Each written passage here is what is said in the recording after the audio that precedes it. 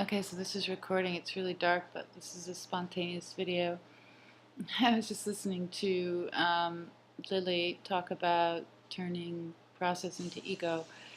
It was just interesting because I was thinking about this today. I had a teenage boy here. My sons have a lot of friends, and they come, and sometimes they come down in the morning and they sit in the kitchen and talk to me, and this boy was talking to me. And he was talking about a course he had at university about how the systems in the world work, the money system, and it was, my take on it was that, the group was having discussions and complaining a lot about everything. So I've talked to these boys about Destiny a bit and how the money system works over the last year, so he had some background. So I went on to talk about it some more, and then this boy went to say that he brought it into a personal level, and he said in his family he really wishes that his parents would greet him and say, "I love you," but what they tended to do was buy him a lot of presents, he and his brother a lot of presents. And he wished that more love, as a bot, would be what he was given, and he was just fighting with his parents all the time. And I looked at him and I just said, it's really like you're here crying about wishing that you had a different kind of attention. And did you ever think, if you looked at the sins of the father, that maybe your parents are the same thing? They're what you are. Their behavior is them, the product of their crying, as they're wishing and wanting, as they're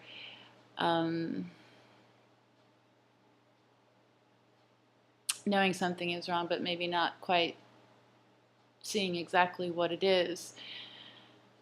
And he looked at me and he just stopped and he said, "Oh my God, that's exactly what's happening."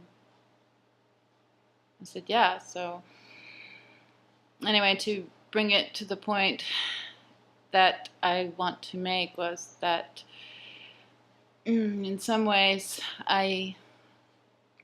thoughts, emotions, and feelings are a type of crying, because if you think of a dog or a child or something being lost in the woods and scared, it's separate from what it knows is support. It's insecure, it's lost, and in being lost and separated from the whole, the response is a crying, a wishing, a wanting, a searching for the whole. So in many ways, many of our thoughts, emotions, and feelings are a type of crying. So I mean, maybe it's a sad way to look at it, but it helps me in a way to have more compassion and not be so reactive to behaviors of the mind consciousness system, and to realize that these behaviors are all of the system and within the behavior of the society as a whole and all the people within the society.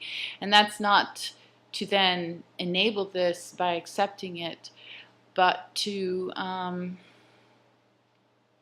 not take it so personally, see it as a separation that needs direction, which helps me to see, at this point where I'm at right now, to see when I turn something into ego, instead of realizing I'm separated and therefore I need to direct myself back to the whole, and not to be so reactive emotionally about separation as thought, emotion, and feeling around me. Anyway, so that was an insight I had today, and this is a spontaneous video, and I hope I got it all in. Thank you very much.